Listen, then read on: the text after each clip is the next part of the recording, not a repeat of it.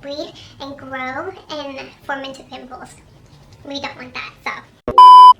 Hey guys, how are you? So today I'll be talking about skincare. Oh my. Oh, hi, I'm back. Okay. Hey guys, so today I'll be talking about skincare. I'm going to be talking about my 5 favorite products that worked for me. So before I dive right into it, I just want to give a little bit of a brief history about my skin. So growing up, I was actually pretty blessed to not have bad skin. I didn't have hormonal acne or anything like that, but last year, was it last year or the year before that? I think it was last year and the year before that, so almost like 1.5 years to 2 years, I experienced a lot of deep cystic pimples, and it's definitely something that I still struggle with till today. Like, we have a little friend right here that's just brewing. So I'm not saying that I've completely gotten rid of it, but I've managed to keep my skin clear 90% of the time, which is really good. I just want to say that my pimples weren't really bad. Like, I didn't have the ones right here, like a lot of them, like clusters of them, but I did definitely have like maybe like 5 pimples on my face at one time. But it wasn't just like any pimple, it was like really deep inflamed red pimples, which hurt. They were very visible. You couldn't cover them up with makeup because of the massive bump, and I don't even know why, but the head of the pimple would never come out. Like, it would just stay in and refuse to pop out. So during my naughty days, I would try to poke it out, and that would just aggravate it even more. And then that left lots of scarring. It left a lot of hyperpigmentation, and I just really didn't know what I was doing wrong.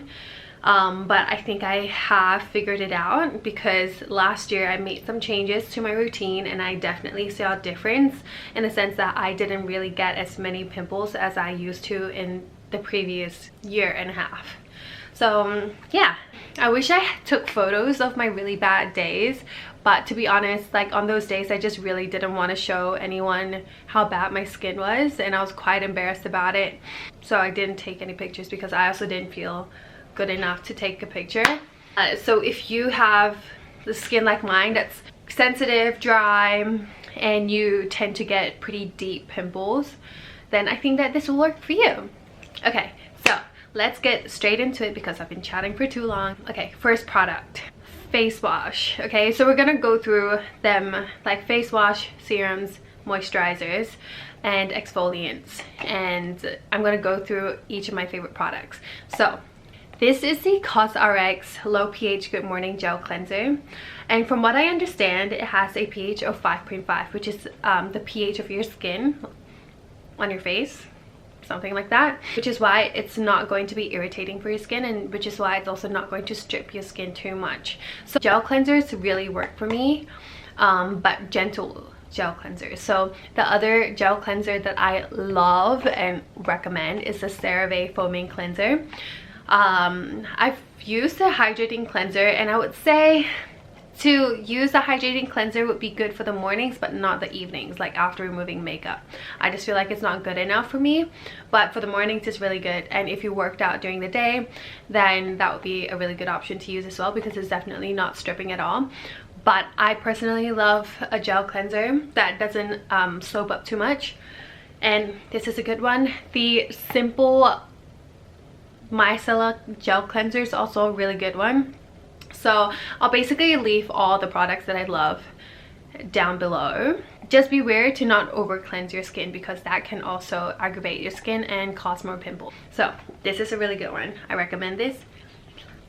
Get on it. Next one, exfoliants. So this toner, it's got mixed reviews. I've been to a facialist that told me that this was bad, and then I stopped using it and my skin got really bad. So I'm saying that this is really good, and it's what works for me, and it's what works for a ton of my friends.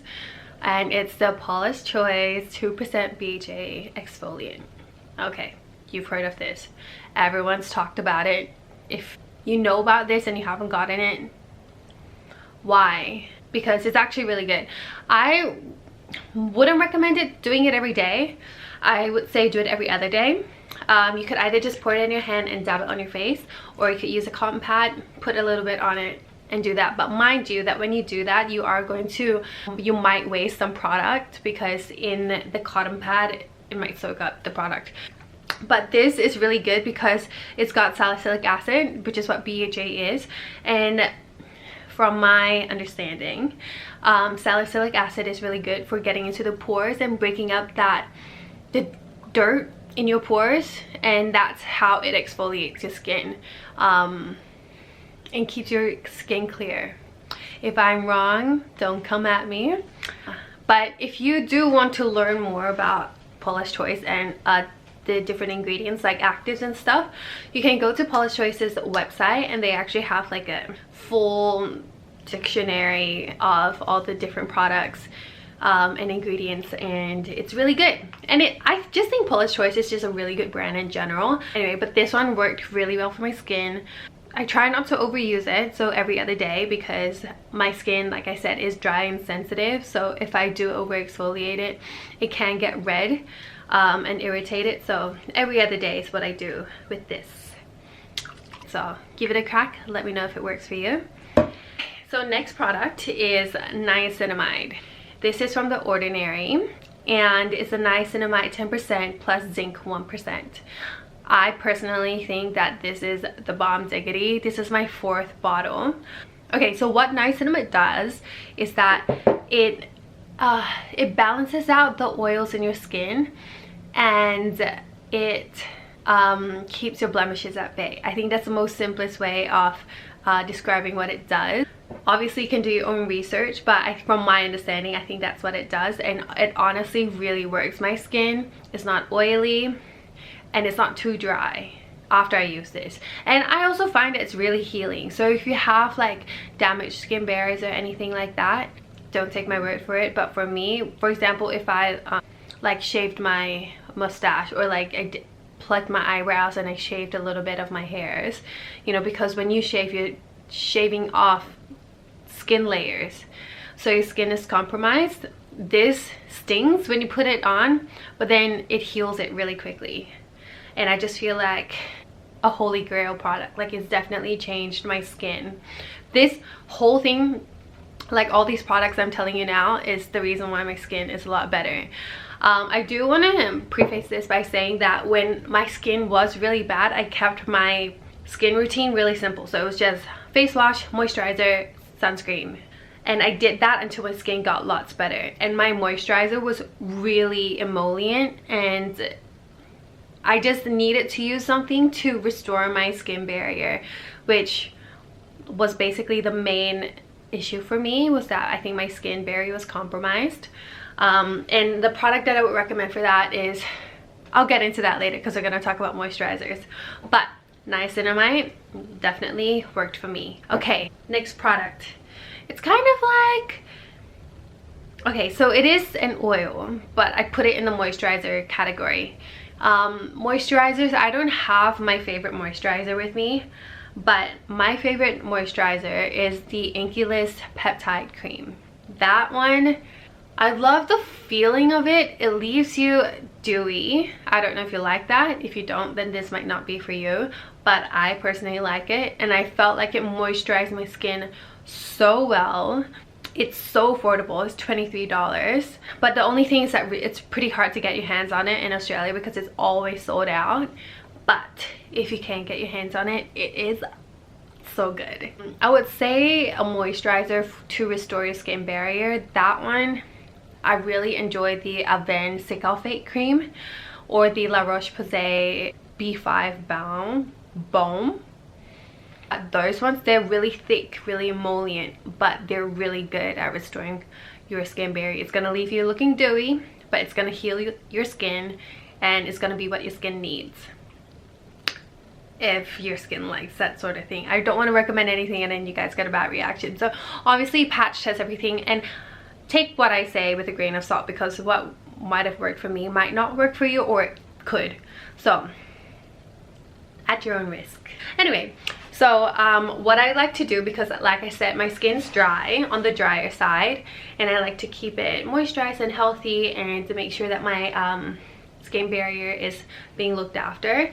And what I like to do to make sure that it's okay is add oil to my moisturizers. So I was using the Ordinary rosehip oil, and that was really good, but it can be too thick for some people, and it kind of smells a little bit, so some people might not like it. But I went on to try this one, and it's the Ordinary 100% plant derived squalane. I just put it to a like 2-3 drops into my moisturizer. Even if the moisturizer is like hydrating, I still do it because I like that extra dew and extra moisture.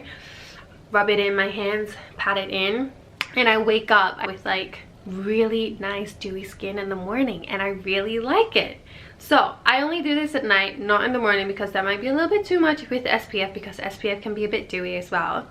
So at night I do this to make sure that my skin's healing when I'm sleeping, and I really like it, and I just think it's so good. So these plus others that that I have talked about, these are the products that have really helped my skin, because I went through a lot of products. I like to try lots of products. I spend most of my money in Chemist Warehouse or Priceline or Sephora or Mecca. That's where most of my money goes, because I love to experiment. And these are the ones that have worked for me, and they're so affordable. So I really hope that you guys give it a go, because it's really good, it's really affordable, really cheap, quality stuff. So yeah, I really want to talk about the habits that I formed to maintain good skin, because I think that's really important, because you could put a ton of things on your skin and your skin could still be bad if you don't look after your skin from the inside out. So my top 3 things: drink lots of water. It's become second nature to me now. I have a water bottle with me at any given time. Water is just really good for you. Have it. It's liquid gold. It's just gonna hydrate your skin from the inside out, and it's gonna hydrate your nails, your hair, everything. So drink water. Sleep is so important. Make sure you get at least like 7 to 9 hours of sleep. 7 to 8 realistically. You need it, your body needs it as much as you don't want to. It's really important, because you need time to rest and recover and rejuvenate, and that's what your skin needs. Because when you don't get enough sleep, your body might go into stress. You might feel stressed, and that increases your cortisol levels, and that basically is not good for you. Breaks the skin out. Nobody wants that. And finally, eat well. That's a hard one. Oh, not only that, I think, okay, maybe I can put that in the water category, to eat well and drink water. Don't touch your face. Oh, I can't stress it enough. You know, I see people and they like do this. Your hands are so dirty. Your hands touch everything. So please don't touch your face, because this is where the bacteria is, and when you touch your face, you're basically introducing bacteria to your face, which is going to breed and grow and form into pimples. We don't want that. So those are my tips and products that has worked for me to getting clear skin. Let me know if this video helped you out at all, if it was informative, and yeah, I really hope that it works for you, because having pimples and not feeling good about yourself just sucks. I really hope that you guys enjoyed yourself, that you learned something, and yeah. Anyway, I'll see you guys in my next video, and yeah, I'll talk to you later. Bye.